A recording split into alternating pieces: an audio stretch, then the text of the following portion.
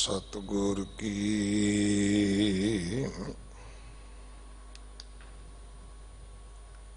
जिसनों मत आवे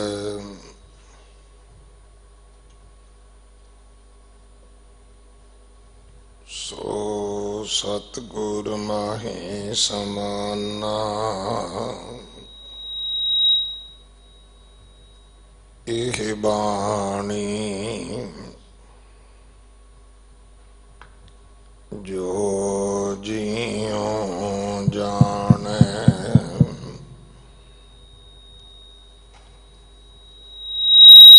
इस अंतर रवे हर नामा। बाणी गुरु गुरु है बाणी विच बाणी अमृत सारे।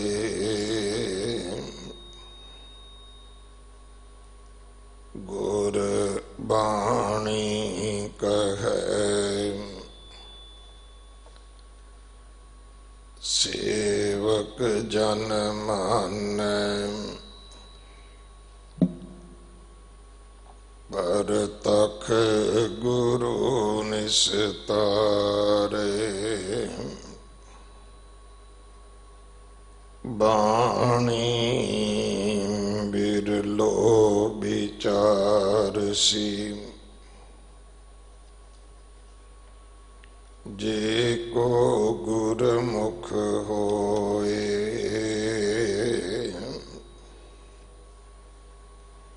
एह बाणी महापुरख की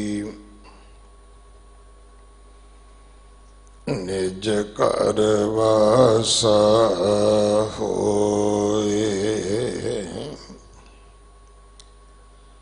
कानड़ा महला पंजवा तेरो जन हर जस सुनत उमाहियो। रहाओ मन प्रगास पेख प्रभ की शोभा। जत कत पेखों आहियो सब ते पर परते ऊंचा।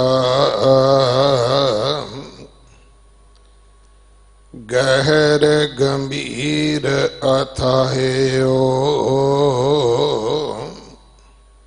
ओत पोत मिले ओ भगतन का। जन सियों पर दालाहियो गुर प्रसाद।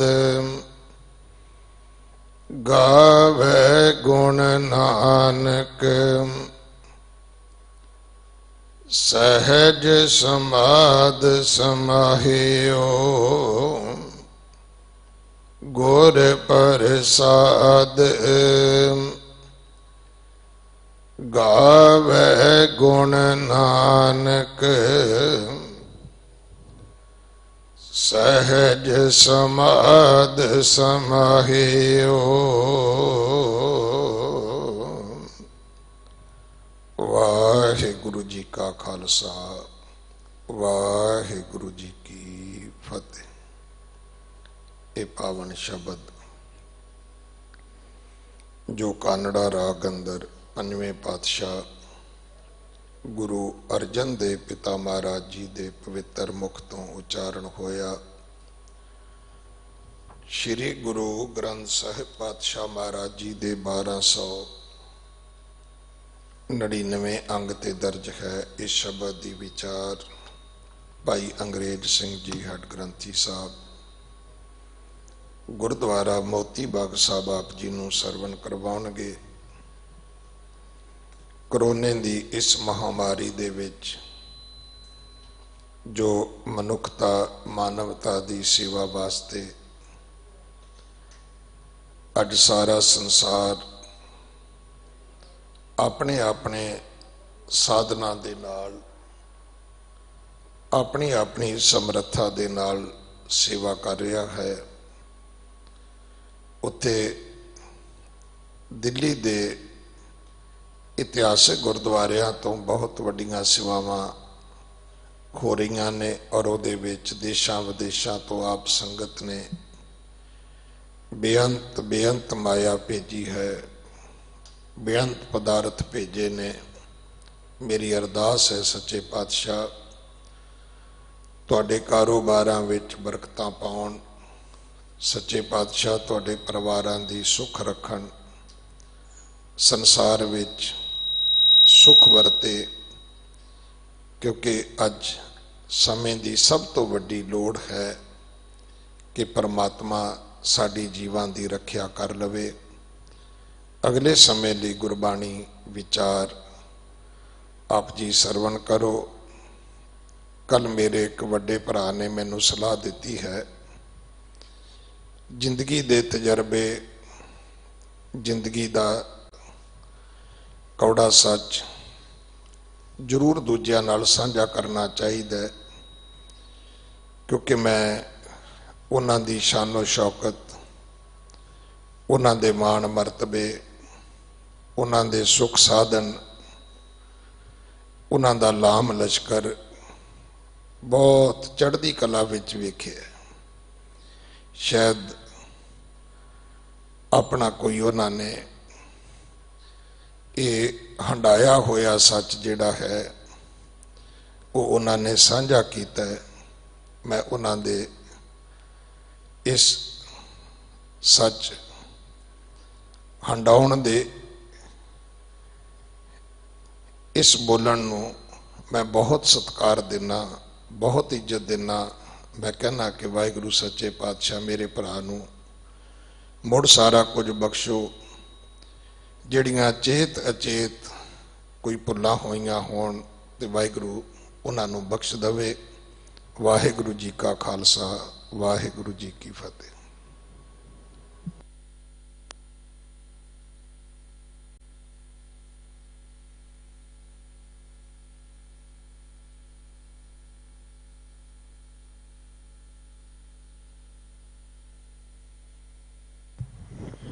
वाहिगुरु साहिब जी सुनो बिनतिया, स्वामी मेरे राम।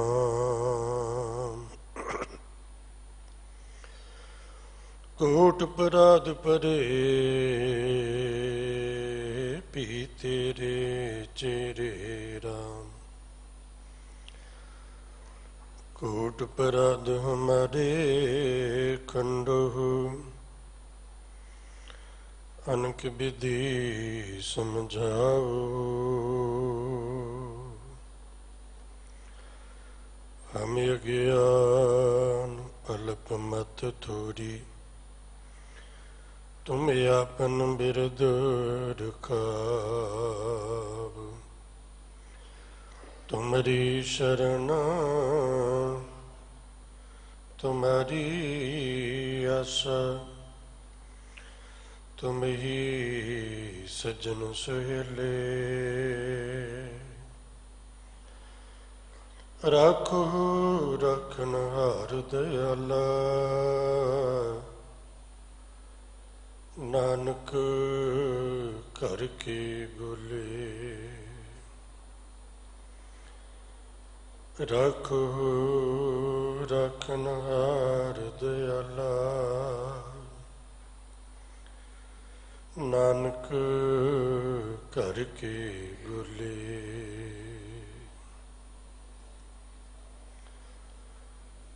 ਰਾਜਾਨ ਰਾਜ ਭਾਨਾਨ ਭਾਨ ਦੇਵਾਨ ਦੇਵ ਉਪਮਾ ਮਹਾਨ ਸਤਿਗੁਰੂ।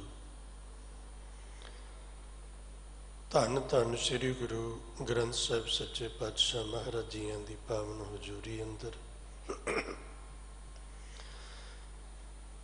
ਬਾਲਾ ਪ੍ਰੀਤਮ ਗੁਰਦੇਵ ਪਿਤਾ ਜੀ ਧੰਨ ਧੰਨ ਸ੍ਰੀ ਗੁਰੂ ਹਰਕ੍ਰਿਸ਼ਨ ਸਾਹਿਬ ਸੱਚੇ ਪਾਤਸ਼ਾਹ ਮਹਾਰਾਜ ਜੀਆਂ ਦੇ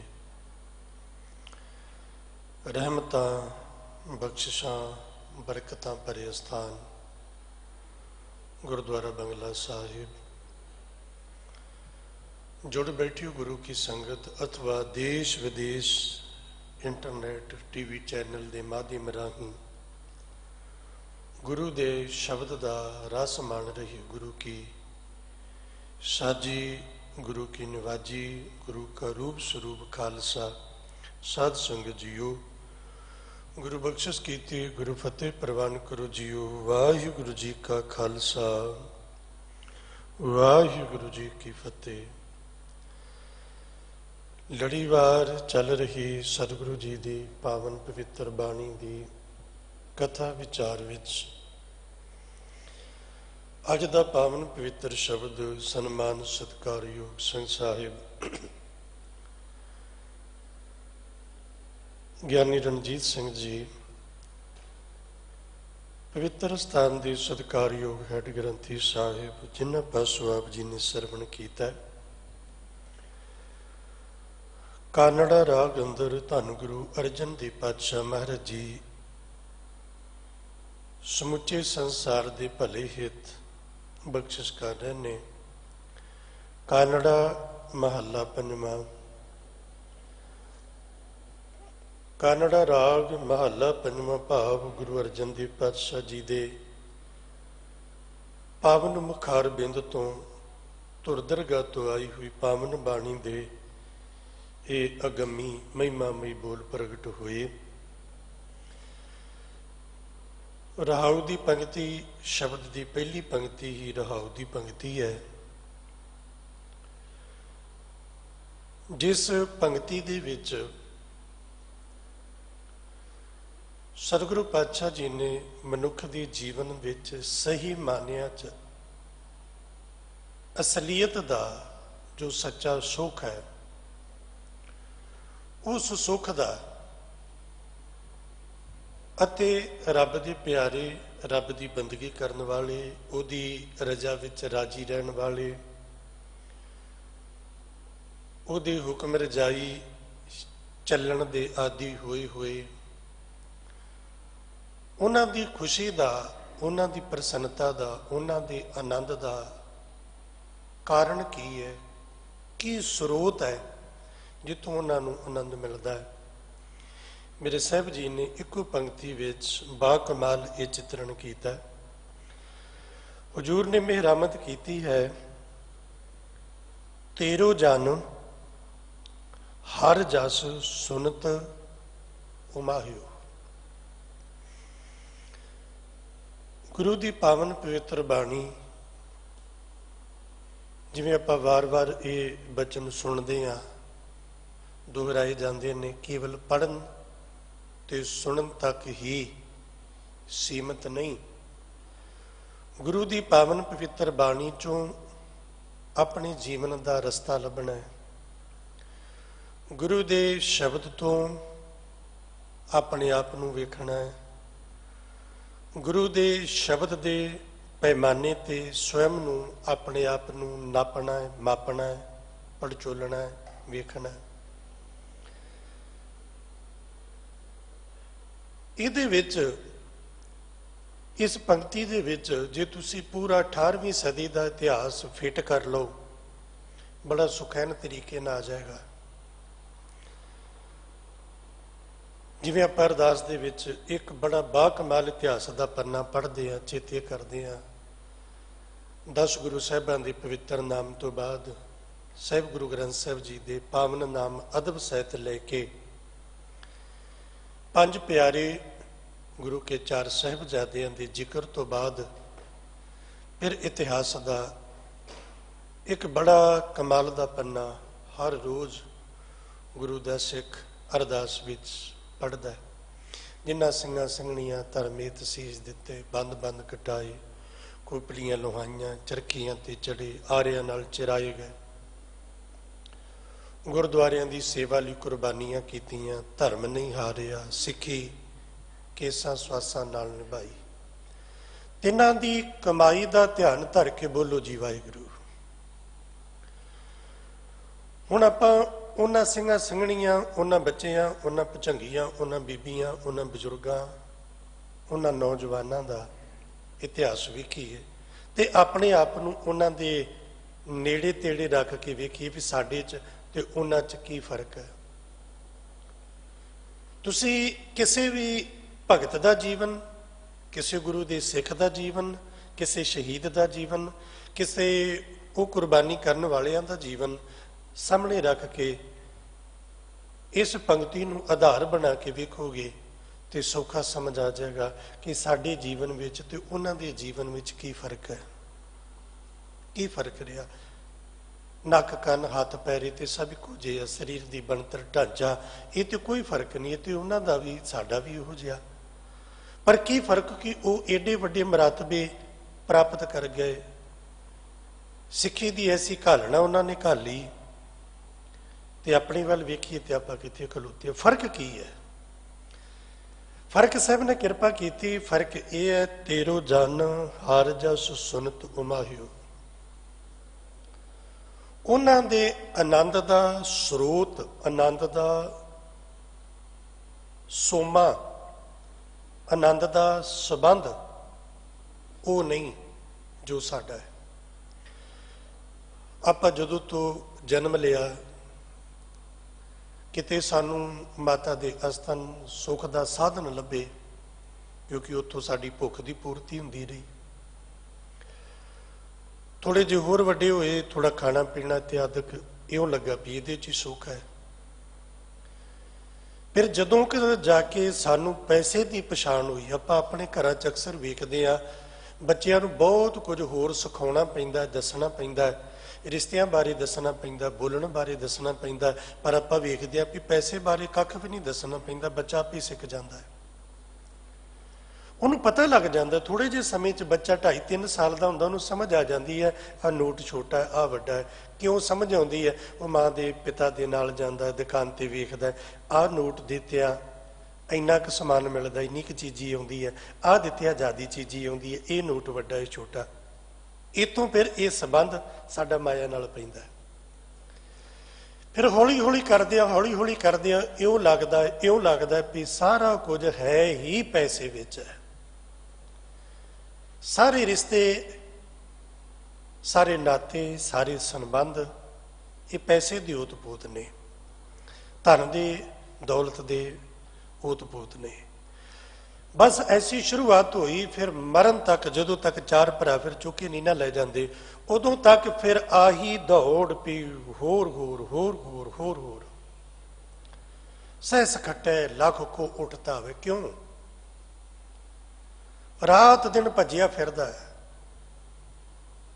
ਰਾਤ ਦਿਨ ਭੱਜਿਆ ਫਿਰਦਾ ਹੈ। ਕਿਸ ਖਿਆਲ ਕਰਕੇ? ਕਿਉਂਕਿ ਸੁਰਤ ਵਿੱਚ ਇੱਕ ਗੱਲ ਨੇ ਘਰ ਕਰ ਲਿਆ ਕਿ ਸੁੱਖ ਜਿਹੜਾ ਇਹ ਪੈਸੇ ਵਿੱਚ ਹੈ। ਆਪ ਖੱਟਾਂ ਕਮਾਵਾਂ ਜੋੜਾਂ। ਮੈਂ ਪਿਛਲੀ ਹਾਜ਼ਰੀ 'ਚ ਵੀ ਬੇਨਤੀ ਕੀਤੀ ਸੀ ਕਿ ਮਾਇਆ ਕਮਾਉਣ ਦੇ ਪਿੱਛੇ ਖਿਆਲ 2 ਤਰ੍ਹਾਂ ਦਾ ਹੈ, ਇੱਕ ਹੈ ਲੋੜ, ਇੱਕ ਹੈ ਲੋਭ। ਸਿੰਘ ਸਾਹਿਬ ਜੀ ਬੇਨਤੀ ਕਰ ਰਹੇ ਨੇ ਨਾ ਸੰਗਤ ਨੂੰ ਸੇਵਾ ਲਈ, ਕਿਉਂ ਕਰ ਰਹੇ ਨੇ? ਇਹ ਨਹੀਂ ਵੀ ਜਮਾ ਕਰਨ ਵਾਸਤੇ ਵੀ ਇੱਥੇ ਬੜੇ ਜਮਾ ਕਰਨੇ ਨੇ, FDਆਂ ਬਣਾਉਣੀਆਂ, ਨਹੀਂ, ਲੋੜ ਵਾਸਤੇ। ਅੱਜ ਲੋੜ ਹੈ ਆਪਾਂ ਨੂੰ, ਲੋੜ ਵਾਸਤੇ। ਸੰਗਤਾਂ ਵੱਧ ਚੜ ਕੇ ਸੇਵਾ ਵੀ ਕਰ ਰਹੀਆਂ ਨੇ, ਰਾਸ਼ਨ ਭੇਜ ਰਹੀਆਂ ਨੇ, ਅਨਾਜ ਆ ਰਿਹਾ। ਕਿਉਂ? ਲੋੜ ਤੇ ਲੋਭ 'ਚ ਫਰਕ ਹੈ। ਇੱਕ ਮਨੁੱਖ ਧਨ ਕਮਾਉਂਦਾ ਲੋੜ ਕਰਕੇ, ਇੱਕ ਕਮਾਉਂਦਾ ਲੋਭ ਕਰਕੇ। ਤੇ ਖਿਆਲ ਕਰਨਾ, ਲੋੜ ਦੀ ਪੂਰਤੀ ਹੋ ਜਾਂਦੀ ਹੈ, ਲੋਭ ਦੀ ਪੂਰਤੀ ਕਦੀ ਵੀ ਨਹੀਂ ਹੁੰਦੀ। ਲੋੜ ਵਾਲਾ ਰੱਜ ਜਾਂਦਾ ਹੈ, ਲੋੜ ਦੀ ਪੂਰਤੀ ਹੋ ਗਈ, ਰੱਜ ਜਾਏਗਾ, ਪਰ ਲੋਭ ਵਾਲਾ ਕਦੀ ਵੀ ਨਹੀਂ ਰੱਜਦਾ। ਉਹ ਕਦੀ ਵੀ ਨਹੀਂ ਰੱਜਦਾ। ਉਹਦੇ ਕੋਲ ਜਿੰਨਾ ਮਰਜ਼ੀ ਆ ਜਾਏ, ਗਿਣਤੀ ਮਿਣਤੀ ਦਾ ਕੋਈ ਹਿਸਾਬ ਕਿਤਾਬ ਨਹੀਂ, ਜਿੰਨਾ ਮਰਜ਼ੀ ਆ ਜਾਏ। ਤੁਸੀਂ YouTube ਤੇ ਪਾ ਕੇ ਵੇਖੋਗੇ ਤੇ ਹੈਰਾਨ ਹੋਵੋਗੇ। 2.5-3 ਸਾਲ ਪਹਿਲਾਂ ਦੀ ਇਹ ਖਬਰ ਸੀ ਔਰ ਬੜੀ ਹੈਰਾਨੀ ਹੋਈ। ਕਿਸੇ ਦੇਸ਼ ਦਾ ਇੱਕ ਪ੍ਰਧਾਨ ਮੰਤਰੀ ਇੱਕ ਪੈਨ ਦੀ ਚੋਰੀ ਕਰਦਾ, YouTube ਤੇ ਵੀਡੀਓ ਪਈ ਹੈ। ਇੱਕ ਪ੍ਰਧਾਨ ਮੰਤਰੀ ਇੱਕ ਪੈਨ ਦੀ ਚੋਰੀ ਕਰਦਾ ਹੈ। ਕਿਸੇ ਪ੍ਰੋਗਰਾਮ ਤੇ ਗਿਆ ਤੇ ਅਕਸਰ ਜਦੋਂ ਇਸ ਤਰ੍ਹਾਂ ਦੇ ਕੋਈ ਸਮਾਗਮ ਹੁੰਦੇ ਨੇ, ਇੱਕ ਪੈਨ ਕਾਪੀ ਸਾਹਮਣੇ ਨੋਟਬੁੱਕ ਰੱਖ ਦਿੰਦੇ ਨੇ, ਵੀ ਜੇ ਇਹਨੂੰ ਕੋਈ ਚਾਹੀਦਾ ਹੋਵੇ ਕੁਝ ਲਿਖਣਾ ਨੋਟ ਕਰਨਾ, ਤੇ ਸੁਭਾਵਕ ਹੈ ਜੋ ਕਿਤੇ ਦਾ ਪ੍ਰਧਾਨ ਮੰਤਰੀ ਹੈ ਤੇ ਉਹਦੇ ਰੁਤਬੇ ਮੁਤਾਬਕ ਕੋਈ ਬਹੁਤ ਮਹਿੰਗਾ ਪੈਨ ਹੋਏਗਾ, ਕਿੰਨਾ ਵੀ ਮਹਿੰਗਾ ਹੋਵੇ। ਗੱਲ ਉਹ ਨਹੀਂ, ਗੱਲ ਸੋਚ ਦੀ ਹੈ। ਇੱਕ ਪ੍ਰਧਾਨ ਮੰਤਰੀ ਹੋ ਕੇ ਉਹ ਪੈਨ ਦੀ ਚੋਰੀ ਕਰਦਾ ਹੈ ਔਰ ਬੜੇ ਤਰਤੀਬ ਨਾਲ ਕਰਦਾ ਹੈ। ਉਤੋਂ ਚੁੱਕਦਾ ਹੈ, ਹੌਲੀ ਜੀ ਉਹ ਟੇਬਲ ਦੇ ਥੱਲੇ ਲੁਕੋ ਲੈਂਦਾ ਹੈ, ਉਤੋਂ ਕਰਕੇ ਜੇਬ 'ਚ ਪਾ ਲੈਂਦਾ ਹੈ।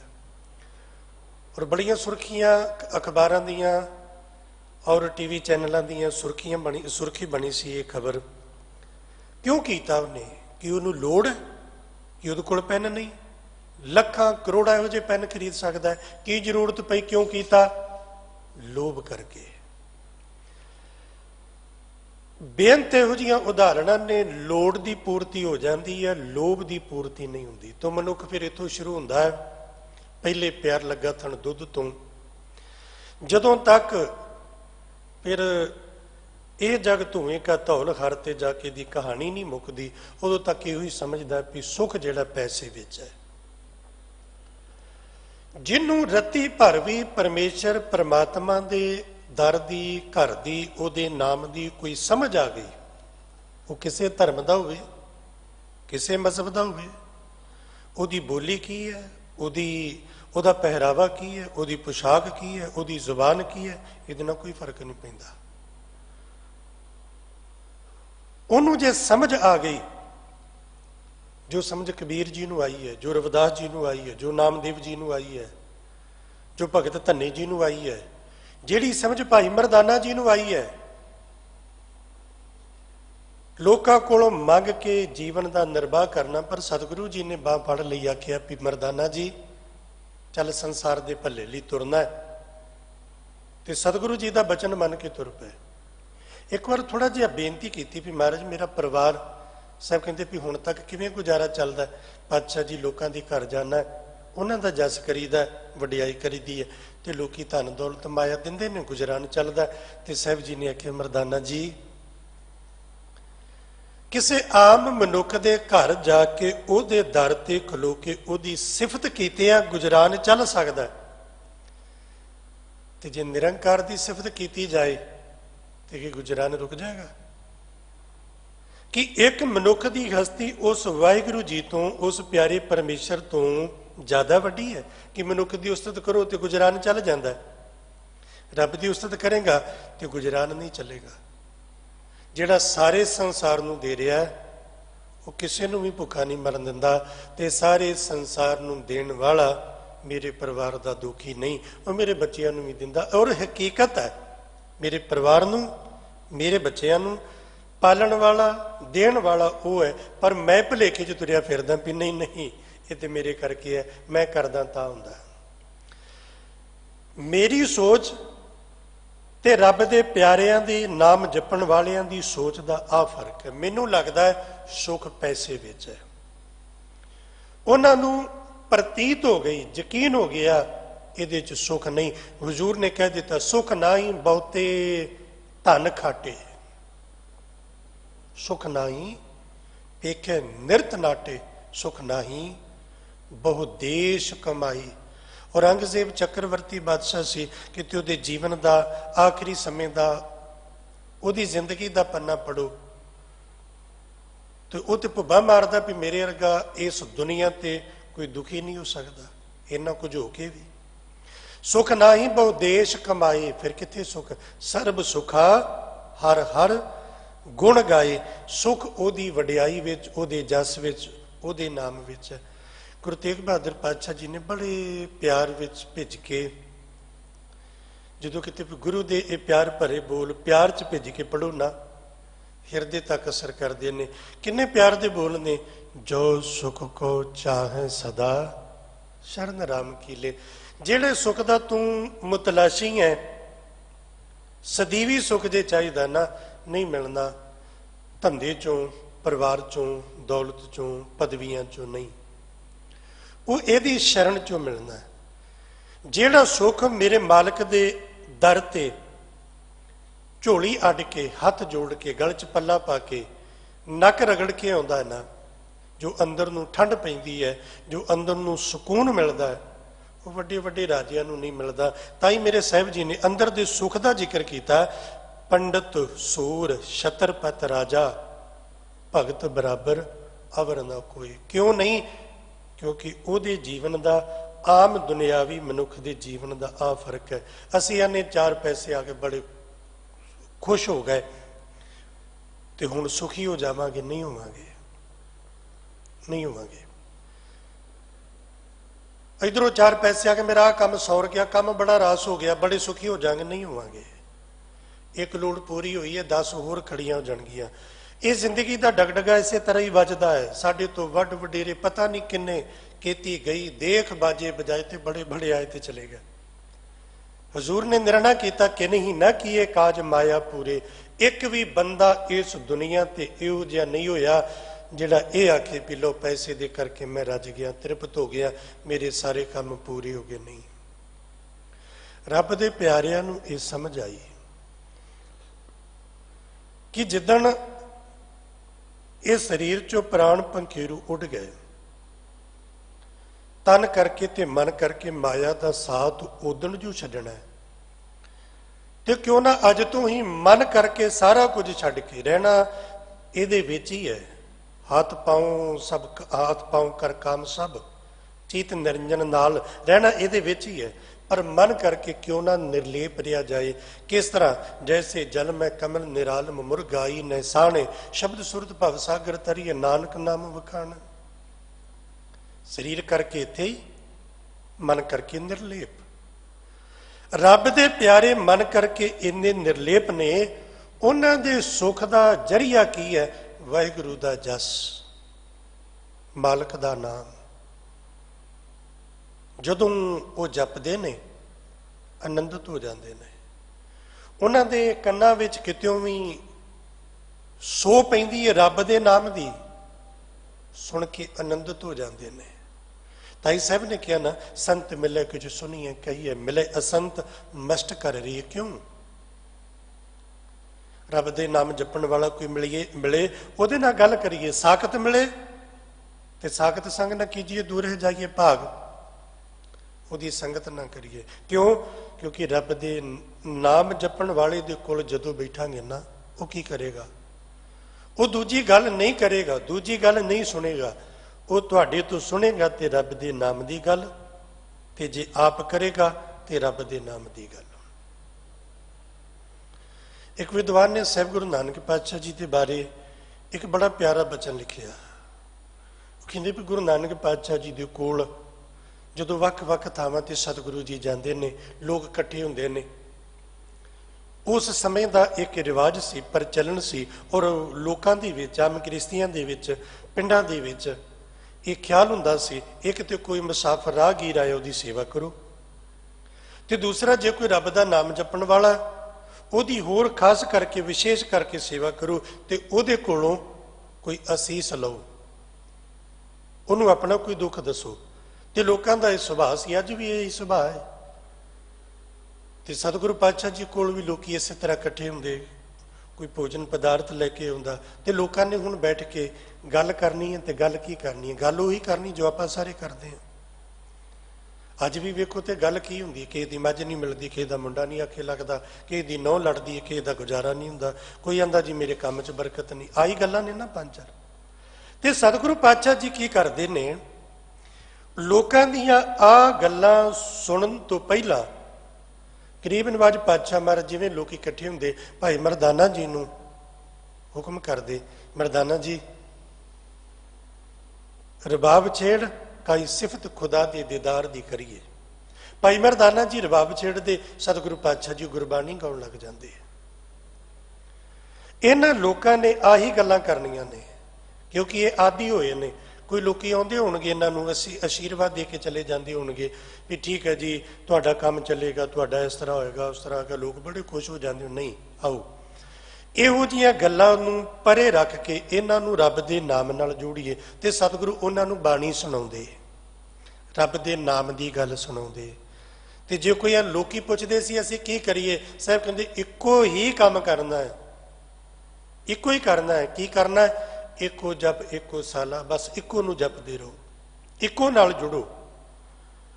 ਉਹਨੂੰ ਤੁਸੀਂ ਕਿਸ ਜ਼ਬਾਨ ਵਿੱਚ ਕਿਹੜਾ ਨਾਮ ਲੈ ਕੇ ਯਾਦ ਕਰਦੇ ਹੋ, ਉਹਦੇ ਨਾਲ ਕੋਈ ਫਰਕ ਨਹੀਂ ਪੈਂਦਾ, ਜੁੜੋ ਇੱਕੋ ਨਾਲ।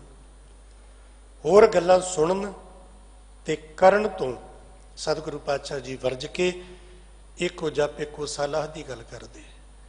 ਤੁਸੀਂ ਵੇਖੋ ਸਤਿਗੁਰੂ ਮਹਾਰਾਜ ਜੀ ਜੋਗੀਆਂ ਕੋਲ ਜਾਂਦੇ ਨੇ, ਆਉਂਦੇ ਨੇ ਆਦੇਸ਼, ਨਮਸਕਾਰ ਨਮਸਕਾਰ। ਤੇ ਸਤਿਗੁਰੂ ਕੀ ਕਹਿੰਦੇ? ਆਦੇਸ਼ ਤਿਸੈ ਆਦੇਸ਼। ਉਸ ਵਾਹਿਗੁਰੂ ਨੂੰ ਆਦੇਸ਼, ਉਸ ਪਰਮੇਸ਼ਰ ਨੂੰ ਨਮਸਕਾਰ। ਉਹਦੀ ਗੱਲ ਕਰਨੀ ਤੇ ਉਹਦੀ ਗੱਲ ਸੁਣਨੀ ਹੀ ਜ਼ਿੰਦਗੀ ਦਾ ਆਨੰਦ ਹੈ, ਜੀਵਨ ਦਾ ਸੁੱਖ ਹੈ। ਰੱਬ ਦੇ ਪਿਆਰੇ ਸੁਣਦੇ ਨੇ ਰੱਬ ਦੀ ਗੱਲ, ਉਹਨਾਂ ਦੇ ਕੰਨਾਂ 'ਚ ਜਦੋਂ ਰੱਬ ਦੀ ਗੱਲ ਪੈਂਦੀ ਹੈ ਬੜੇ ਪ੍ਰਸੰਨ ਹੋ ਜਾਂਦੇ ਨੇ।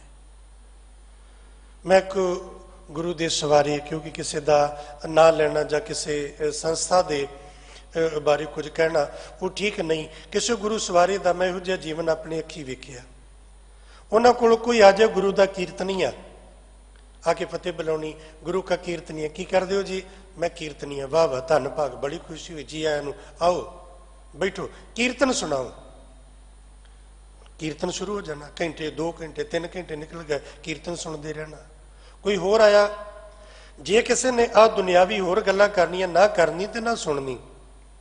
ਜੇ ਕੋਈ ਆ ਉਹਨੂੰ ਵੇਖ ਕੇ ਤੁਸੀਂ ਕੀ ਕਰਦੇ ਹੋ? ਮੈਂ ਕਥਾ ਕਰਦਾ ਜੀ। ਵਾਹ ਵਾਹ, ਗੁਰੂ ਦੇ ਸ਼ਬਦ ਦੀ ਕਥਾ ਸੁਣਾਓ।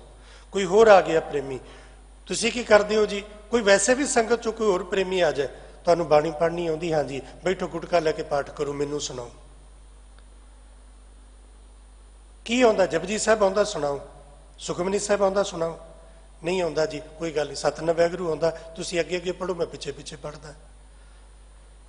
ਤੁਹਾਡਾ ਵੀ ਸਮਾਂ ਸਫਲ, ਮੇਰਾ ਵੀ ਸਫਲ, ਤੁਹਾਡਾ ਵੀ ਜੀਵਨ ਸਫਲ, ਮੇਰਾ ਵੀ ਸਫਲ। ਬੈਠਾਂਗੇ ਹੋਰ ਗੱਲਾਂ ਕਰਾਂਗੇ ਤੇ ਨਿਕਲੇਗਾ ਕੀ? ਪਾਣੀ ਚ ਮਧਾਣੀ ਪਾ ਕੇ ਕੱਖ ਵੀ ਨਹੀਂ ਨਿਕਲਣਾ।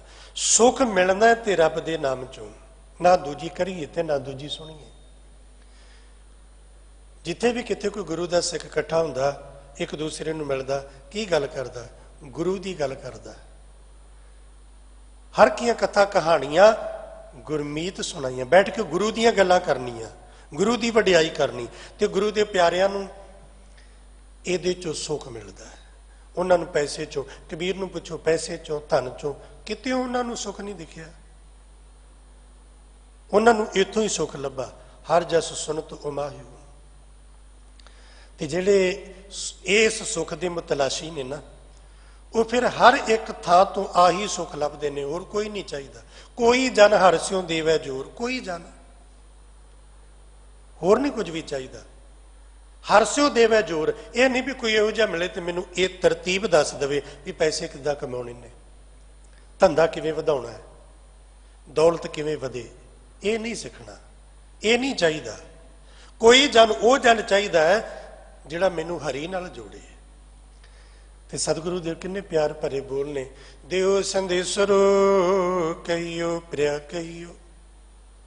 ਇਹ ਮੇਰੇ ਪਿਆਰਿਓ, ਮੈਨੂੰ ਕੋਈ ਰੱਬ ਦੇ ਨਾਮ ਦੀ ਗੱਲ ਸੁਣਾਓ, ਕੋਈ ਮੈਨੂੰ ਸੁਣਾਓ ਰੱਬ ਦੇ, ਮੇਰੇ ਪਿਆਰੇ ਦੀ ਗੱਲ ਸੁਣਾਓ। ਮੈਨੂੰ ਬੜਾ ਆਨੰਦ ਆਉਂਦਾ ਰੱਬ ਦੇ ਪਿਆਰੇ ਦੀ, ਰੱਬ ਦੀ ਗੱਲ ਸੁਣ ਕੇ।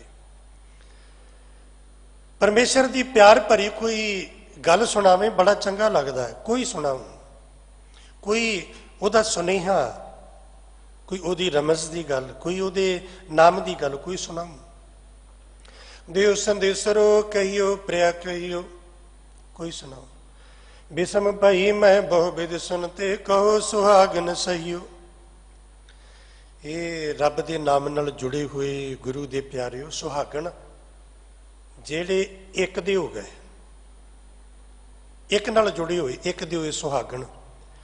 ਤੁਸੀਂ ਦੱਸੋ ਕੋਈ ਇੱਕ ਦੀ ਗੱਲ ਸੁਣ ਦੱਸੋ, ਕਿਉਂਕਿ ਮੈਂ ਹੋਰ ਦੀ ਬੜਿਆਂ ਦੀ, ਉਹਦੀ ਸੁਣ, ਉਹਦੀ ਸੁਣ, ਜਿਹਦੀ ਜਿਹਦੀ ਸੁਣੋ ਵੱਖਰੀ ਵੱਖਰੀ।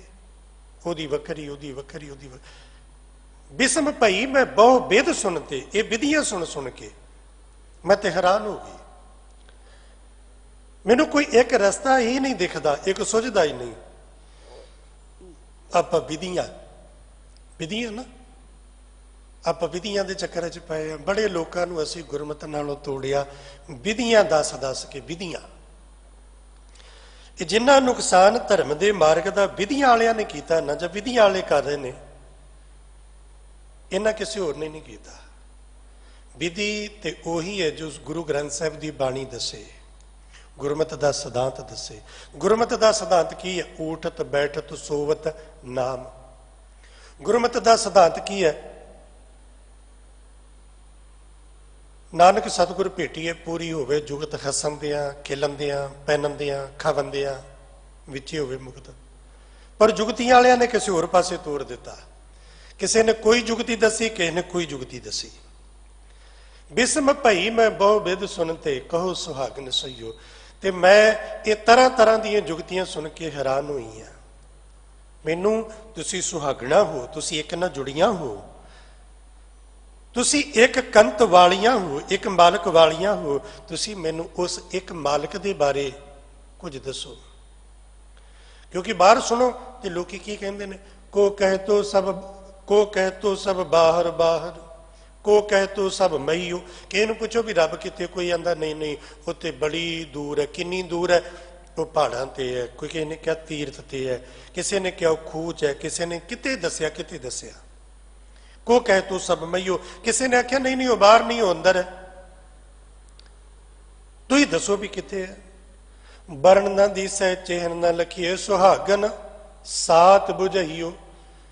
ਜਿਸ ਦਾ ਕੋਈ ਵਰਨ ਚਿਹਨ, ਕੋਈ ਚੱਕਰ ਚਿਹਨ ਸਮਝ ਨਹੀਂ ਆਉਂਦੀ, ਸੁਹਾਗਨ ਸਾਤ ਬੁਝਈਓ। ਤੁਸੀਂ ਮੈਨੂੰ ਸੱਚ ਦੱਸੋ ਉਹਦੇ ਬਾਰੇ। ਗੱਲ ਕਰਨੀ ਹੈ ਤੇ ਕੇਵਲ ਉਹਦੀ ਕਰਨੀ ਹੈ। ਗੱਲ ਕਰਨੀ ਹੈ ਨਿਰੰਕਾਰ ਦੀ, ਗੱਲ ਕਰਨੀ ਹੈ ਗੁਰੂ ਦੀ, ਗੱਲ ਕਰਨੀ ਹੈ ਬਾਣੀ ਦੀ। ਹੋਰ ਗੱਲ ਨਹੀਂ ਕਰਨੀ, ਹੋਰ ਗੱਲ ਨਹੀਂ ਸੁਣਨੀ।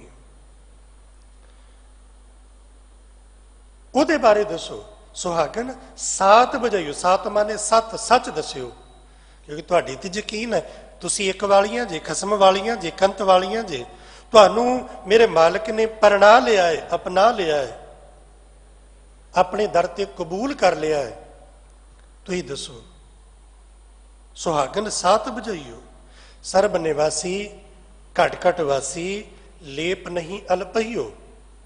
ਤੇ ਫਿਰ ਪਤਾ ਗੁਰੂ ਨੇ ਕੀ ਦੱਸਿਆ? ਗੁਰੂ ਨੇ ਦੱਸਿਆ ਜਿਹੜਾ ਪਰਮਾਤਮਾ ਸਾਰੇ ਥਾਵਾਂ ਤੇ ਵਸਦਾ, ਸਾਰੇ ਜੀਵਾਂ ਵਿੱਚ ਵਸਦਾ, ਸਰਬ ਨਿਵਾਸੀ, ਸਾਰੇ ਥਾਵਾਂ ਤੇ ਵਸਦਾ, ਘਟ ਘਟ ਹਰ ਇੱਕ ਥਾਂ, ਹਰ ਇੱਕ ਹਿਰਦੇ, ਹਰ ਇੱਕ ਸਰੀਰ 'ਚ ਵਸਦਾ।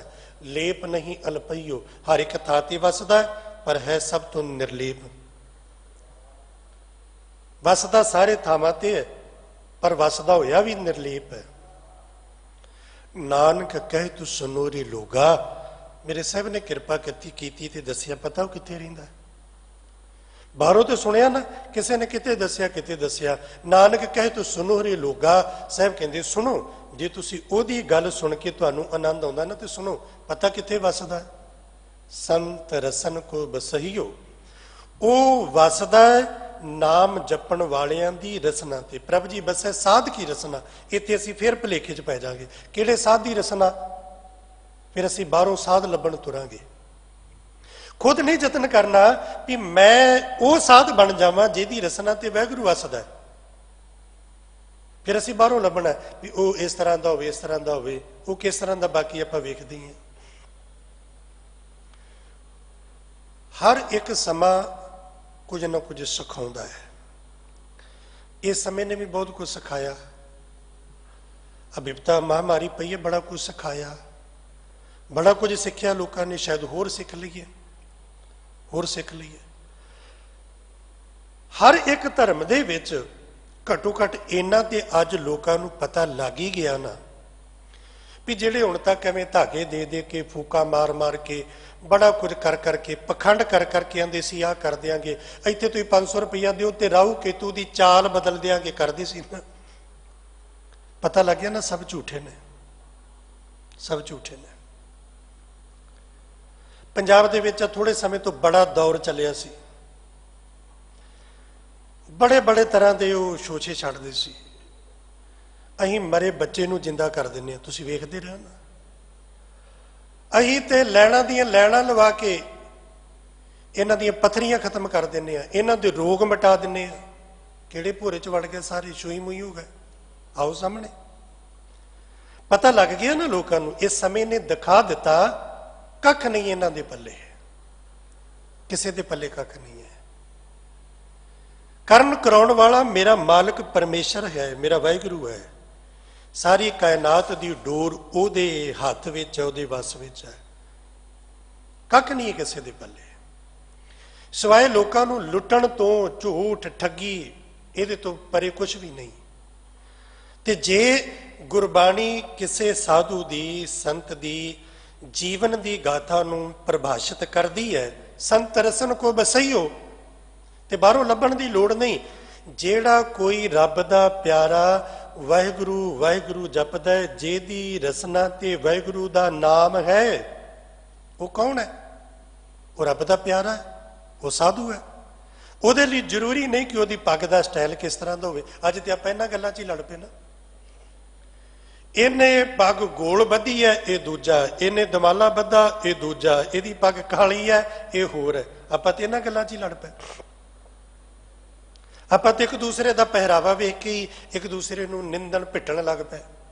ਇਹ ਨਹੀਂ, ਨਹੀਂ, ਇਹ ਮਾੜਾ ਹੈ, ਇਹ ਬੁਰਾ ਹੈ, ਮੈਂ ਚੰਗਾ ਨਹੀਂ। ਇਹਦੇ ਨਾਲ ਕੋਈ ਫਰਕ ਨਹੀਂ ਪੈਂਦਾ। ਲਿਬਾਸ ਨਾ, ਪਹਿਰਾਵੇ ਨਾ, ਕਿਸੇ ਦੇ ਕੱਪੜਿਆਂ ਦੇ ਪਾਉਣ ਦੇ ਤਰੀਕੇ ਨਾਲ, ਕਿਸੇ ਦੀ ਦਸਤਾਰ ਸਜਾਉਣ ਦੇ ਤਰੀਕੇ ਨਾਲ ਕੀ ਫਰਕ ਪੈਂਦਾ? ਕੋਈ ਫਰਕ ਨਹੀਂ ਪੈਂਦਾ।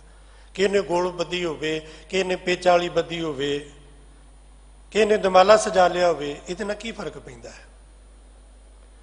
ਕਿ ਇਹ ਮੇਰਾ ਨਹੀਂ, ਇਹ ਬਗਾਨਾ ਹੈ। ਕਿਉਂ ਨਹੀਂ ਮੇਰਾ? ਕਿਉਂ ਨਹੀਂ ਮੇਰੇ ਨੇੜੇ ਦਾ? क्योंकि मेरा तो वह पग बन्नण का तरीका वखरा वखरा। असीं तो इहो जे वखरेवे लैके अज बह गए। कपड़िया के है तो तन ढकना ना, किसी ने इस तरह के पा ले, किसी ने उदां दे पा ले, किसी ने उदां दे। असीं तो इन्हां चक्करां 'च फस गए। नहीं, गुरमत इस तो अगे की गल है। गुरमत का संबंध ये नहीं कि किसी ने किहो जे पाए तो किहो जे पाए, आ पाओगे तो साधु बनोगे, आ पाओगे तो नहीं साधु बनोगे। नहीं, उन्हें हल्दी जंगी हथ च फड़ी होवे, बैल हेक रहा होवे, रसना ते वाहिगुरू वाहिगुरू है, जपजी साहिब का पाठ है, वो किरत कर रहा, नितनेम भी कर रहा, बाणी भी पढ़ रहा, वो संत है। संत रसन को बसही हो, उसकी रसना ते वाहिगुरू का नाम। असी जदों साधु का जिक्र पढ़ते हाँ, संत का जिक्र पढ़ते हाँ, रब के जन का जिक्र पढ़ते हाँ, तो असी की करते हैं? असी उन्होंने बाहरों लभण तुर पे, किते कोई मिले नहीं। गुरु ग्रंथ साहिब पातशाह जी ने जिहो जे साधु का, जन का, सेवक का जिक्र किया, गुरु चरणों च अरदास कर ते आप जतन कर कि सतगुरु जिहो जे सेवक नूं तू प्रवान करदा है, तू मैनू इहो जिहा बना। मेरे साहब तू किरपा की ना, संत रसन को बसइयो, ते मैनू किरपा करके वो इहो जिहा बना दे कि मेरी रसना ते तेरा नाम सदी भी वस जाए। ते रसना ते ओदा नाम वसना ही वाहिगुरू दा निवास है। प्रभ जी बसे साध की रसना, अंदर कोई पलंग ला के नहीं बैठा हो भी साधु दी रसना ते परमात्मा पलंग डा के बैठा। नहीं, बस आई है कि साधु दी रसन, साधु वो है जिहदी रसना ते हमेशा वाहिगुरू दा नाम है। ते जेदी रसना ते वाहिगुरू दा नाम है, वाहिगुरू दा नाम ही ते वाहिगुरू आप है। नाम दे रूप ही वाहिगुरू उहदी रसना ते वसदा है। रब दे प्यारिਆਂ ਨੂੰ सुख इत्थों मिलता है। उन्हां नूं निंदिया करके, निंदिया सुन के नहीं, आपां नूं तो बड़ा सुख मिलता है कि इहदी निंदिया करनी, सुननी, बड़ा सुख मिलता है। आ जिहड़े दिन चल रहे, मैं बेनती कर रहा सा भी बड़ा कुछ लोगों ने सीखिया, होर सीख लीए। अज हर कोई तुरिया अपने भड़ोलियों घरों दाने कढ़ के लोगों लिए तुरिया ना। कोई भुखा ना सोवे, कोई भुखा ना तुरिया ना। आ सारा कुछ थोड़ा जिहा समय की खेड है। गुरु कृपा करेगा, परमेश्वर अपने बनाए हुए, अपने रचे हुए संसार विच आप मालिक ठंड वरताएगा, सारा कुछ ठीक होना। तो की असी ये ख्याल, ये सोच, जदों सारा कुछ ठीक होएगा, इनू खत्म तो नहीं कर लवांगे कि इस सोच नूं, इस ख्याल नूं बरकरार रखांगे? ਇਹ ਸੋਚ ਤੁਹਾਡੀ ਮੇਰੀ ਆਪਣੀ ਨਹੀਂ ਹੈ, ਇਹ ਸੋਚ ਗੁਰੂ ਨਾਨਕ ਪਾਤਸ਼ਾਹ ਜੀ ਦੀ ਹੈ। ਸਾਖੀ ਤੁਸੀਂ ਬੜੀ ਵਾਰ ਸੁਣੀ ਹੋਣੀ ਹੈ, ਕਰਤਾਰਪੁਰ ਸਾਹਿਬ ਮੇਰੇ ਸਤਿਗੁਰੂ ਪਾਤਸ਼ਾਹ ਮਹਾਰਾਜ ਜੀ ਨੇ ਵੇਖਿਆ, ਇੱਕ ਕਿਸਾਨ ਇੱਕ ਢੇਰੀ ਚੋਂ ਦਾਣੇ ਕੱਢ ਕੇ ਦੂਜੀ ਚ ਪਾ ਰਿਹਾ। ਸਤਿਗੁਰੂ ਨੇ ਕਿਹਾ ਹੋ ਸਕਦਾ ਚੋਰੀ ਕਰਦਾ ਹੋਵੇ, ਦੂਜੀ ਦੀ ਢੇਰੀ ਦੇ ਦਾਣੇ ਆਪਣੇ ਚ ਪਾ ਰਿਹਾ। ਸਾਹਿਬ ਨੇ ਪੁੱਛਿਆ ਕੀ ਕਰਦਾ? ਸਤਿਗੁਰੂ ਮਹਾਰਾਜ, ਆਹ ਢੇਰੀ ਮੇਰੇ ਭਰਾ ਦੀ ਹੈ, ਆਹ ਮੇਰੀ ਹੈ, ਅਸੀਂ ਇੱਕੋ ਜਿਹੇ ਦਾਣੇ ਵੰਡ ਲਏ ਨੇ, ਪਰ ਮੇਰੇ ਨਾਲੋਂ ਮੇਰੇ ਭਰਾ ਨੂੰ ਜ਼ਿਆਦਾ ਲੋੜ ਹੈ, ਇਸ ਲਈ ਮੈਂ ਆਪਣੀ ਢੇਰੀ ਦੇ ਦਾਣੇ ਉਹਨੂੰ ਬਿਨਾਂ ਦੱਸੇ ਉਹਦੀ ਢੇਰੀ ਚ ਪਾ ਰਿਹਾ। ਸਤਿਗੁਰੂ ਪਾਤਸ਼ਾਹ ਥੋੜੇ ਸਮੇਂ ਬਾਅਦ ਵਾਪਸ ਆਏ। ਹੁਣ ਕੰਮ ਉਲਟਾ ਹੋ ਗਿਆ, ਹੁਣ ਬੰਦਾ ਬਦਲ ਗਿਆ, ਹੁਣ ਦੂਸਰੀ ਢੇਰੀ ਚੋਂ ਉਸ ਢੇਰੀ ਚ ਪਾ ਰਿਹਾ ਤੇ ਬੰਦਾ ਹੋਰ। ਸਾਹਿਬ ਨੇ ਕਿਹਾ ਤੂੰ ਕੀ ਕਰਦਾ? ਉਹਨੇ ਵੀ ਆਹ ਗੱਲ ਦੱਸੀ, ਮਹਾਰਾਜ ਅਸੀਂ ਦੋ ਭਰਾ ਵਾਂ, ਸਾਡੀ ਫਸਲ ਆਈ, ਅਸੀਂ ਢੇਰੀਆਂ ਵੰਡ ਲਈਆਂ, ਮੇਰਾ ਭਰਾ ਪਿੰਡ ਗਿਆ ਕਿਸੇ ਕੰਮ ਤੇ ਮੈਨੂੰ ਇਹ ਪਤਾ ਵੀ ਮੇਰੇ ਭਰਾ ਨੂੰ ਮੇਰੇ ਤੋਂ ਜ਼ਿਆਦਾ ਜ਼ਰੂਰਤ ਹੈ, ਉਹਨੂੰ ਬਿਨਾਂ ਦੱਸੇ ਆਪਣੀ ਢੇਰੀ ਦੇ ਦਾਣੇ ਮੈਂ ਉਹਦੀ ਢੇਰੀ ਚ ਪਾ ਰਿਹਾ। ਇਹ ਖਿਆਲ, ਇਹ ਸੋਚ ਗੁਰੂ ਨਾਨਕ ਪਾਤਸ਼ਾਹ ਜੀ ਦੀ। ਸਾਹਿਬ ਨੇ ਕਿਹਾ ਇਹ ਕਰਤਾਰਪੁਰ ਨਗਰ ਤੇ ਕਰਤਾਰਪੁਰ ਦਾ ਵਾਸੀ ਇਸੇ ਹੀ ਸੋਚ ਦਾ ਮਾਲਕ ਹੋਣਾ ਚਾਹੀਦਾ ਕਿ ਭਰਾ ਦੀ ਢੇਰੀ ਚੋਂ ਦਾਣੇ ਕੱਢ ਨਾ ਲਵੇ, ਉਹਨੂੰ ਬਿਨਾਂ ਦੱਸੇ ਬਿਨਾਂ ਅਹਿਸਾਨ ਜਤਾਏ ਉਹਦੀ ਢੇਰੀ ਚ ਦਾਣੇ ਪਾਏ। ਤੇ ਅੱਜ ਆਪਾਂ ਕੀ ਕਰਦੇ ਹਾਂ? ਅੱਜ ਆਪਾਂ ਪਿੰਡਾਂ ਚ ਵੱਟਾਂ ਨਹੀਂ ਛੱਡਦੇ। ਪਿੰਡਾਂ ਦੇ ਰਸਤੇ ਵੇਖ ਲਓ, ਰਸਤੇ ਹੀ ਵੱਢ ਵੱਢ ਕੇ 50 ਕਿੱਲੇ ਪੈਲੀ ਹੋਏ, ਉਹਦੇ ਚੋਂ ਸਬਰ ਨਹੀਂ ਜਿੰਨੀ ਦੇਰ ਤੱਕ ਅਸੀਂ ਪਏ ਨਾ ਵੱਢ ਲਈਏ, ਵੱਟਾਂ ਨਾ ਵੱਢ ਲਈਏ। ਲੰਘਣ ਵਾਲੀਆਂ ਸਾਂਝੀਆਂ ਵੱਟਾਂ ਦੀ ਹਾਲਤ ਵੇਖੋ, ਮਿੱਟੀ ਕੋਈ ਲਾ ਕੇ ਰਾਜੀ ਨਹੀਂ, ਵੱਢਣੀਆਂ ਸਭ ਨੇ। ਇੱਕ ਵਾਰੀ ਮੈਂ ਪਹਿਲਾਂ ਵੀ ਇਸੇ ਤਰ੍ਹਾਂ ਕਥਾ 'ਚ ਬੇਨਤੀ ਕੀਤੀ ਤੇ ਮੈਨੂੰ ਇੱਕ ਸਰਪੰਚ ਵੀਰ ਦਾ ਫੋਨ ਆਇਆ, ਕਹਿੰਦਾ ਭਾਈ ਸਾਹਿਬ ਸਾਡੇ ਪਿੰਡ ਦੀ ਗੱਲ ਤੁਹਾਨੂੰ ਕਿੱਦਾਂ ਪਤਾ? ਤੁਸੀਂ ਸਾਡੇ ਪਿੰਡ ਕਿਤੇ ਆਏ ਹੋ? ਮੈਂ ਕਿਹਾ ਮੈਂ ਨਹੀਂ ਆਇਆ। ਕਹਿੰਦਾ ਇਹ ਕੁਝ ਸਾਡੇ ਪਿੰਡ ਰੋਜ਼ ਹੁੰਦਾ। ਮੈਂ ਕਿਹਾ ਵੀਰ ਕੱਲਾ ਤੇਰੇ ਪਿੰਡ ਨਹੀਂ ਹੁੰਦਾ, ਸਾਰੇ ਪਿੰਡਾਂ ਕੁਝ ਹੁੰਦਾ, ਸਾਰਿਆਂ ਦੇ ਪਿੰਡ ਸਾਂਝੀਆਂ ਵੱਟਾਂ ਵੱਢ ਲੈਣੀਆਂ। ਸਾਂਝਾ ਖਾਲ ਹੋਵੇ ਕਿਸੇ ਸਾਫ਼ ਨਹੀਂ ਕਰਨਾ, ਸਾਂਝਾ ਸੂਆ ਹੋਵੇ ਕਿਸੇ ਨੇ ਬੰਨਾ ਨਹੀਂ, ਕਿਸੇ ਨੇ ਮਿੱਟੀ ਨਹੀਂ ਪਾਉਣੀ, ਸਾਂਝਾ ਰਸਤਾ ਹੋਵੇ ਚਿੱਕੜ ਹੋਇਆ ਰਵੇ ਕਿਸੇ ਨੇ ਜਾ ਕੇ ਨਹੀਂ ਪੂਰਨੇ। ਇਸੇ ਤਰ੍ਹਾਂ ਨਾ ਅਸੀਂ ਆਪਣੇ ਭਰਾ ਨੂੰ ਦੁਖੀ ਵੇਖ ਕੇ ਖੁਸ਼ ਹੁੰਦੇ ਆ। ਅੱਜ ਆਪਾਂ ਤੁਰੇ ਆ ਨਾ ਵੀ ਕੋਈ ਭੁੱਖਾ ਨਾ ਸੋਵੇ। ਆਹ ਕੁਝ ਖਤਮ ਹੋਣ ਤੋਂ ਬਾਅਦ ਵੀ ਕਿ ਅਸੀਂ ਇਸ ਸੋਚ ਤੇ ਹਮੇਸ਼ਾ ਪਹਿਰਾ ਦੇਵਾਂਗੇ ਕਿ ਸਾਡੇ ਪਿੰਡ ਦੇ ਵਿੱਚ ਵੇਖੀਏ ਕਿ ਕਿਹੜਾ ਵੀਰ ਹੈ ਜਿਹੜਾ ਦੁਖੀ ਹੋਵੇ। ਕੋਈ ਦੁਖੀ ਨਹੀਂ ਹੋਣਾ ਚਾਹੀਦਾ, ਕੋਈ ਦੁਖੀ ਨਹੀਂ ਹੋਣਾ ਚਾਹੀਦਾ। ਅੱਜ ਦੇ ਵਿਆਹ ਵੇਖ ਲਓ, 4 ਜਣੇ ਜਾਂਦੇ ਨੇ ਵਿਆਹ ਕਰਕੇ ਆ ਜਾਂਦੇ ਨੇ ਕਿ ਇਹ ਖਤਮ ਹੋਣ ਤੋਂ ਬਾਅਦ ਅਸੀਂ ਇਸੇ ਤਰ੍ਹਾਂ ਕਰਾਂਗੇ? ਦਾਜ ਦਹੇਜ ਕਰਕੇ ਕਿਸੇ ਦਾ ਕਚੂੰਬਰ ਨਹੀਂ ਕੱਢਾਂਗੇ। ਇਹ ਸੋਚ, ਇਹ ਗੁਣ ਨੇ, ਇਹ ਅਕਲ ਹੈ ਤੇ ਇਹਨੂੰ ਖਤਮ ਨਾ ਕਰ ਦਈਏ, ਇਹਨੂੰ ਸਦੀਵੀ ਬਰਕਰਾਰ ਰੱਖੀਏ। ਸਮੁੱਚੇ ਸੰਸਾਰ ਵਿੱਚ ਇਸ ਦੁੱਖ ਦੀ ਘੜੀ ਵਿੱਚ ਗੁਰੂ ਦੇ ਸਿੱਖਾਂ ਨੇ ਦੱਸ ਦਿੱਤਾ ਹੈ ਕਿ ਮਾਲਕ ਦੀ ਦਿੱਤੀ ਹੋਈ ਇੰਨੀ ਸਮਰੱਥਾ ਹੈ ਤੇ ਸਦੀਵ ਦਾਣਾ ਪਾਣੀ ਗੁਰੂ ਕਾ, ਸਾਡੇ ਹਿੱਸੇ ਤੇ ਕੇਵਲ ਟਹਿਲ ਸੇਵਾ ਹੀ ਹੈ। ਦਾਣਾ ਪਾਣੀ ਦੇ ਮਾਲਕ ਅਸੀਂ ਨਹੀਂ ਆ, ਉਹ ਤੇ ਸਦੀਵ ਗੁਰੂ ਦਾ ਹੈ। ਸਾਡੇ ਹਿੱਸੇ ਤੇ ਟਹਿਲ ਸੇਵਾ। ਇਸ ਟਹਿਲ ਸੇਵਾ ਦੇ ਰਾਹੀਂ ਸਮੁੱਚੇ ਸੰਸਾਰ ਵਿੱਚ ਗੁਰੂ ਦੇ ਸਿੱਖਾਂ ਨੇ ਦੱਸ ਦਿੱਤਾ ਹੈ ਕਿ ਪਰਮੇਸ਼ਰ ਦੀ, ਗੁਰੂ ਨਾਨਕ ਦੀ ਇੰਨੀ ਬਰਕਤ ਹੈ। ਗੁਰੂ ਨਾਨਕ ਦਾ ਸਿੱਖ ਆਪ ਵੀ ਰੱਜ ਕੇ ਖਾਂਦਾ ਹੈ ਤੇ ਦੂਸਰਿਆਂ ਨੂੰ ਵੀ ਖਵਾ ਸਕਦਾ ਹੈ। ਖਵਾਇਆ ਨਾ, ਖਵਾ ਰਿਹਾ ਨਾ ਸਮੁੱਚੇ ਸੰਸਾਰ ਵਿੱਚ। ਤੇ ਜੇ ਅਸੀਂ ਦੂਸਰਿਆਂ ਨੂੰ ਖਵਾ ਸਕਦੇ ਹਾਂ ਕਿ ਅਸੀਂ ਆਪਣੇ ਭਰਾਵਾਂ ਨੂੰ ਨਹੀਂ ਖਵਾ ਸਕਦੇ? ਤੇ ਇਹ ਵੀ ਤੇ ਨਹੀਂ ਨਾ ਗੱਲ ਠੀਕ ਕਿ ਘਰ ਮਾਤਾ ਪਿਤਾ, ਘਰ ਭਰਾ ਉਹ ਲੋੜਵੰਦ ਹੋਵੇ ਤੇ ਮੈਂ ਉਹਦੀ ਨਾ ਸੇਵਾ ਕਰਾਂ, ਉਹਨੂੰ ਮੈਂ ਨਾ ਦੇਵਾਂ ਤੇ ਬਾਹਰ ਮੈਦਾਨੀ ਬਣਿਆ ਫਿਰਾਂ। ਇਹ ਵੀ ਸੋਚ ਠੀਕ ਨਹੀਂ। ਇਸੇ ਤਰ੍ਹਾਂ ਆਪਾਂ ਸਾਰੇ ਆਪਣਾ ਚੌਗਿਰਦਾ, ਆਪਾਂ ਆਪਣਾ ਆਲਾ ਦੁਆਲਾ ਵੇਖ ਲਈਏ, ਮੇਰੇ ਤੋਂ ਵੱਧ ਮੇਰੇ ਭਰਾ ਨੂੰ ਲੋੜ ਹੈ, ਮੈਂ ਉਹਦੇ ਨਾਲ ਖਲੋਵਾਂ।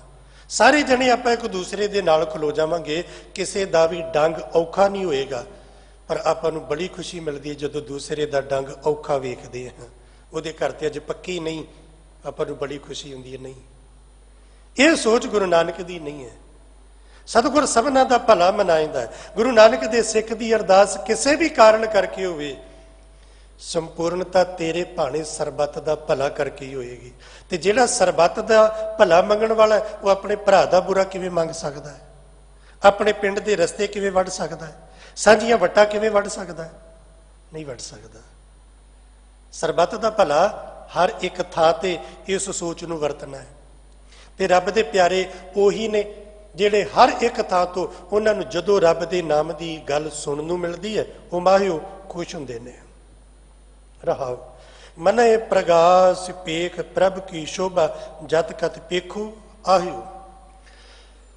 ਰੱਬ ਦੇ ਨਾਮ ਦੀ ਵਡਿਆਈ ਸੁਣ ਸੁਣ ਕੇ, ਉਹਦਾ ਜ਼ਿਕਰ ਕਰ ਕਰਕੇ, ਕਿਉਂਕਿ ਹੋਰ ਕੋਈ ਗੱਲ ਅੰਦਰ ਆਈ ਨਹੀਂ, ਸੁਰਤ ਵਿੱਚ ਹੋਰ ਕੋਈ ਗੱਲ ਆਈ ਨਹੀਂ, ਮਤ ਵਿੱਚ ਕੋਈ ਗੱਲ ਆਈ ਨਹੀਂ, ਫੁਰਨਾ ਆਇਆ ਹੀ ਨਹੀਂ, ਗੱਲ ਹੀ ਇੱਕੋ ਹੈ, ਇੱਕੋ ਜਪ ਇੱਕੋ ਸਾਲਾ ਬਸ।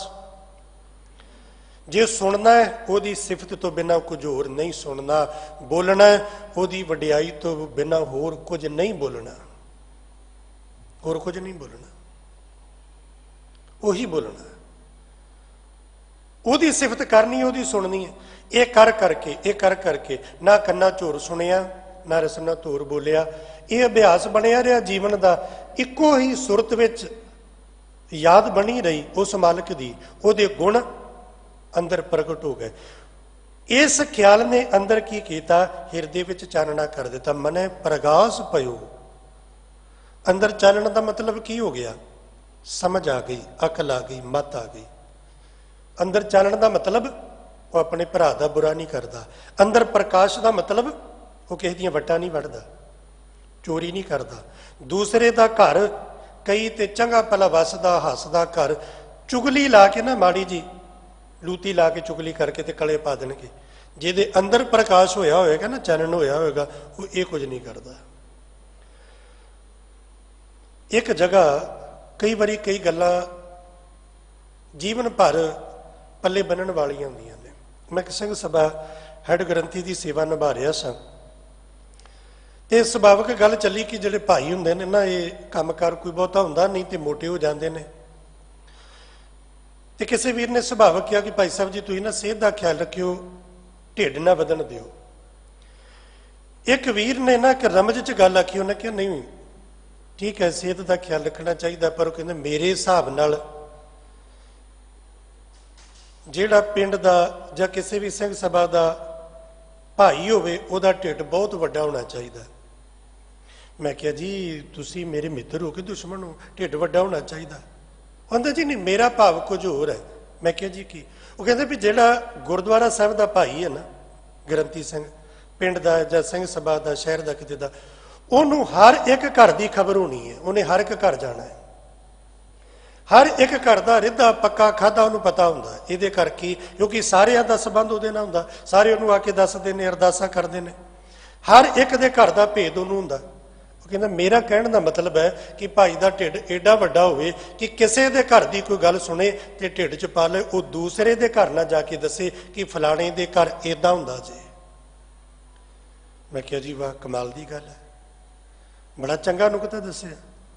ਹਰ ਇੱਕ ਮਨੁੱਖ ਦਾ ਜਿਗਰਾ ਏਡਾ ਹੋਵੇ ਵੀ ਜਿਹਦੀ ਸੁਣੀ ਜਾਂ ਤੇ ਸੁਣੋ ਹੀ ਨਾ, ਜੇ ਸੁਣੀ ਉੱਥੇ ਖਤਮ ਕਰ ਲਈ। ਕਿਸੇ ਦੇ ਘਰ ਲੂਤੀ ਲਾ ਕੇ, ਚੁਗਲੀ ਕਰਕੇ, ਮਰਿਆਦਾ ਦਾ ਬਚਨ, ਚੁਗਲੀ ਕਰ ਜੋ ਕਾਜ ਬਿਗਾਰੈ, ਤੇਰੇ ਕਿ ਤਿਸ ਜਨਮ ਜੋ ਧਰਮ ਵਿਸਾਰੈ। ਜਿਹੜਾ ਚੁਗਲੀ ਕਰਕੇ ਕਿਸੇ ਦਾ ਕੰਮ ਵਿਗਾੜ ਦੇਵੇ, ਜੀਵਨ ਨੂੰ ਤਿਰਕਾਰ, ਜਿਹਦੇ ਅੰਦਰ ਪ੍ਰਕਾਸ਼ ਹੋਏਗਾ ਨਾ, ਉਹ ਕਿਸੇ ਦੇ ਘਰ ਆ ਕੁਝ ਨਹੀਂ ਕਰੇਗਾ, ਕਿਸੇ ਦੇ ਧੀ ਪੁੱਤ ਨੂੰ ਨਸ਼ੇ ਤੇ ਨਹੀਂ ਲਾਏਗਾ, ਕਿਸੇ ਦੇ ਧੀ ਪੁੱਤ ਨੂੰ ਮਾੜੀ ਆਦਤ ਵਾਲੇ ਪਾਸੇ, ਮਾੜੇ ਪਾਸੇ ਨਹੀਂ ਪਾਏਗਾ। ਜਿਹਦੇ ਅੰਦਰ ਪ੍ਰਕਾਸ਼ ਹੈ ਉਹ ਆਪ ਜਪਦਾ, ਜਨ ਨਾਨਕ ਧੂੜ ਮੰਗੇ ਤਿਸ ਗੁਰ ਸਿੱਖ ਕੀ, ਕਿਹਦੀ?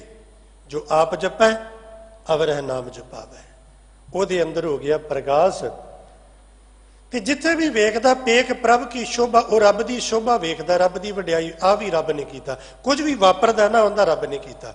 ਕੁਝ ਵੀ ਜੀਵਨ 'ਚ ਚੰਗਾ ਹੋਇਆ, ਰੱਬ ਨੇ ਕੀਤਾ। ਜੇ ਮਾੜਾ ਹੋ ਗਿਆ, ਕਹਿੰਦਾ ਇਹ ਮੇਰੀ ਮਾੜੀ ਅਕਲ ਕਰਕੇ ਹੋਇਆ, ਜਾਂ ਰੱਬ ਨੇ ਮੈਨੂੰ ਕੋਈ ਸਿੱਖਿਆ ਦੇਣ ਵਾਸਤੇ ਕੀਤਾ। ਬਾਣੀ ਪੜ੍ਹੋ, ਦੁੱਖ ਦਾਰੂ ਸੁੱਖ ਰੋਗ ਪਿਆ। ਜਦੋਂ ਸੁੱਖ ਰੋਗ ਬਣ ਜਾਂਦੇ ਨੇ ਨਾ, ਉਦੋਂ ਦੁੱਖ ਹੀ ਜੀਵਨ ਦਾ ਦਾਰੂ ਬਣ ਜਾਂਦਾ। ਤੁਸੀਂ ਵੇਖਿਆ ਇਹਨਾਂ ਸਮਿਆਂ ਵਿੱਚ ਕਿੰਨੇ ਸਹਿਜ ਪਾਠ ਹੋਏ, ਹਰ ਘਰ ਵਿੱਚ ਸੁਖਮਨੀ ਸਾਹਿਬ ਦਾ ਪਾਠ ਹੋ ਰਿਹਾ। ਕਿੰਨੇ ਪਿਆਰਿਆਂ ਜਿਨ੍ਹਾਂ ਸਾਰੀ ਜ਼ਿੰਦਗੀ 'ਚ ਕਿਤੇ ਜਪਜੀ ਸਾਹਿਬ ਦਾ ਪਾਠ ਨਹੀਂ ਸੀ ਕੀਤਾ, ਉਹਨਾਂ ਸਹਿਜ ਪਾਠ ਕਰ ਲਿਆ, ਉਹਨਾਂ ਲਈ ਇਹ ਦੁੱਖ ਹੀ ਦਾਰੂ ਬਣ ਗਿਆ।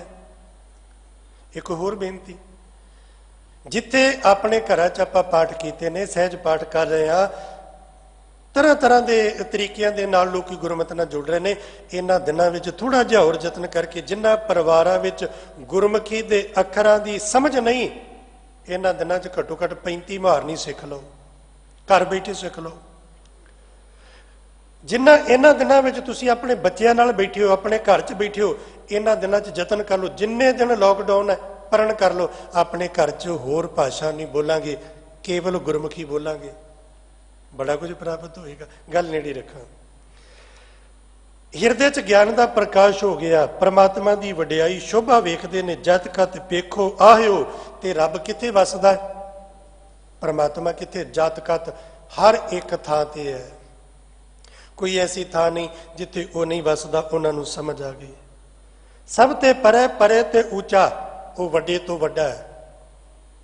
ਸਾਰਿਆਂ ਦੀ ਹਸਤੀ ਤਾਕਤ ਨਾਲੋਂ ਵੱਡੀ ਸਮਰੱਥਾ ਦਾ ਮਾਲਕ ਹੈ।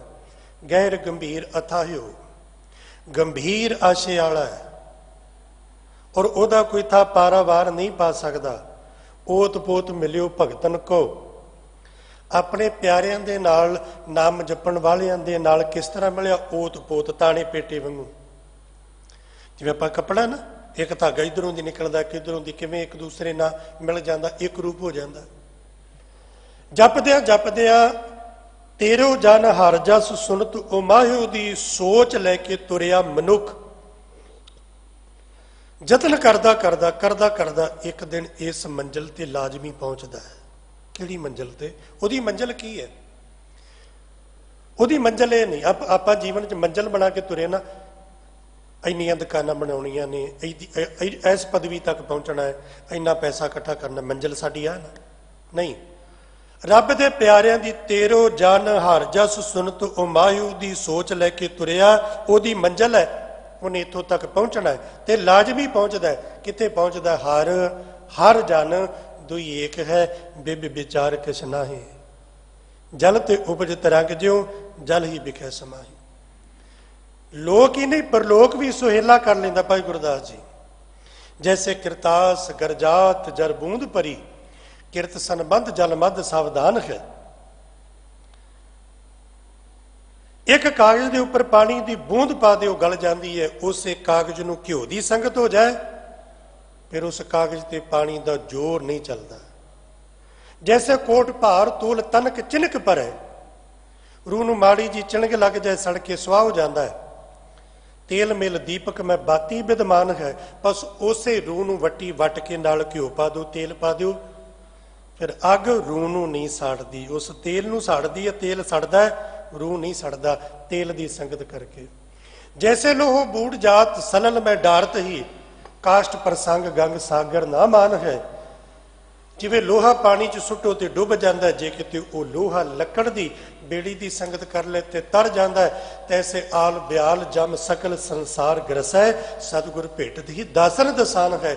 ਜਿਹੜਾ ਜਮ ਸਾਰੇ ਸੰਸਾਰ ਨੂੰ ਗਰਸ ਕੇ ਰੱਖਿਆ, ਗਰਸ ਕੇ ਰੱਖਦਾ, ਗੁਰੂ ਨੂੰ ਮਿਲਣ ਵਾਲਿਆਂ ਦਾ ਉਹ ਦਾਸਾਂ ਦਾ ਵੀ ਦਾਸ ਬਣ ਜਾਂਦਾ। ਤੇ ਆਖਦਾ ਜੈ ਸਾਧੂ ਗੋਬਿੰਦ ਭਜਨ ਕੀਰਤਨ ਨਾਨਕ ਨੀਤ, ਨਾ ਹੋਣਾ ਤੂੰ ਨੈ ਛੁੱਟੋ ਨਿਕਟ ਨਾ ਜਾਈਓ ਦੂਤ। ਇਹ ਤਾਕਤ ਕਿਹਦੀ ਹੈ? ਮੇਰੇ ਮਾਲਕ ਦੀ ਹੈ। ਕਿਉਂਕਿ ਮੇਰਾ ਮਾਲਕ ਆਪਣੇ ਪਿਆਰਿਆਂ ਦੀ, ਭਗਤਾਂ ਦੀ ਓਤ ਪੋਤ ਹੋ ਜਾਂਦਾ ਹੈ। ਜਨ ਸਿਓ ਪਰਦਾ ਲਾਹਿਓ, ਆਪਣੇ ਸੇਵਕਾਂ ਦੇ ਨਾਲ ਉਹਦਾ ਕੋਈ ਪਰਦਾ ਨਹੀਂ ਹੁੰਦਾ। ਇੱਕ ਮਿਕਤਾ ਹੁੰਦੀ ਹੈ, ਇੱਕ ਮਿਕਤਾ ਹੋ ਜਾਂਦੀ ਹੈ। ਇੱਕ ਜੋਤ ਦੋਏ ਮੂਰਤੀ ਹੁੰਦੀ ਹੈ, ਉੱਥੇ ਕੋਈ ਵਿਤਕਰਾ ਨਹੀਂ। ਜਨ ਸਿਓ ਪਰਦਾ ਲਾਹਿਓ, ਗੁਰ ਪ੍ਰਸਾਦ ਗਾਵੇ ਗੁਣ ਨਾਨਕ, ਸਹਿਜ ਸਮਾਦ ਸਮਾਹਿਓ। ਗੁਰੂ ਦੀ ਕਿਰਪਾ ਨਾਲ ਸਾਹਿਬ ਕਹਿੰਦੇ ਵੀ ਜਿਹੜਾ ਵੀ ਕੋਈ ਉਹਦੇ ਗੁਣ ਗਾਉਂਦਾ ਹੈ, ਗੁਰੂ ਦੀ ਕਿਰਪਾ ਨਾਲ ਜਿਹੜਾ ਉਹਦੇ ਗੁਣ ਗਾਉਂਦਾ ਹੈ, ਗੁਣ ਗਾਉਂਦਿਆਂ ਗਾਉਂਦਿਆਂ ਗਾਉਂਦਿਆਂ ਗਾਉਂਦਿਆਂ ਸਹਿਜ ਸਮਾਦ, ਸਹਿਜ ਵਿੱਚ ਭਾਵ ਸੁਤੇ ਸਿੱਧ ਹੀ ਗੁਰੂ ਦੇ ਦੱਸੇ ਹੋਏ ਗੁਣਾਂ ਨੂੰ ਧਾਰਨ ਕਰਕੇ ਜੀਵਨ ਦਾ ਨਿਰਵਾਹ ਕਰ ਲੈਣਾ, ਇਹ ਗੁਰਮਤਿ ਦੀ ਸਮਾਧੀ ਹੈ। ਸੁਤੇ ਸਿੱਧ ਹੀ ਗੁਰੂ ਦੇ ਦੱਸੇ ਹੋਏ ਗੁਣ ਗੁਰੂ ਦੇ ਸਿੱਖ ਦੇ ਜੀਵਨ ਚੋਂ, ਉਹਦੀ ਬੋਲੀ ਚੋਂ, ਉਹਦੇ ਆਚਾਰ ਚੋਂ, ਉਹਦੇ ਵਿਵਹਾਰ ਚੋਂ, ਉਹਦੇ ਰਹਿਣ ਸਹਿਣ ਚੋਂ ਦਿਖਾਈ ਪੈਣ ਲੱਗ ਜਾਣ, ਇਹ ਗੁਰੂ ਦੇ ਸਿੱਖ ਦੀ ਸਹਿਜ ਸਮਾਧੀ ਹੈ। ਸਹਿਜ ਸਮਾਧ ਸਮਾਹਿਓ, ਉਹ ਗੁਰੂ ਦਾ ਪਿਆਰਾ ਇਸ ਸਹਿਜ ਸਮਾਧੀ ਵਿੱਚ ਰਹਿੰਦਾ ਤੇ ਐਸੀ ਸਮਾਧੀ ਵਿੱਚ ਰਹਿੰਦਾ। ਨਾਨਕ ਸਤਿਗੁਰ ਭੇਟੀਏ ਪੂਰੀ ਹੋਵੇ ਜੁਗਤ, ਹੱਸੰਦਿਆਂ ਖਿਲੰਦਿਆਂ ਪਹਿਨੰਦਿਆਂ ਖਾਵੰਦਿਆਂ ਵਿੱਚੇ ਹੋਏ ਮੁਕਤ। ਸਤਿਗੁਰੂ ਪਾਤਸ਼ਾਹ ਮਹਾਰਾਜ ਜੀ ਕਿਰਪਾ ਕਰਨ। ਗੁਰੂ ਦਾ ਇਹ ਸਿਧਾਂਤ ਸਾਡੇ ਹਿਰਦੇ ਦਾ, ਸਾਡੇ ਜੀਵਨ ਦਾ ਸ਼ਿੰਗਾਰ ਬਣੇ। ਭੁੱਲਾਂ ਗਲਤੀਆਂ ਦੀ ਖਿਮਾ ਜੀ। ਵਾਹਿਗੁਰੂ ਜੀ ਕਾ ਖਾਲਸਾ, ਵਾਹਿਗੁਰੂ ਜੀ ਕੀ ਫਤਿਹ।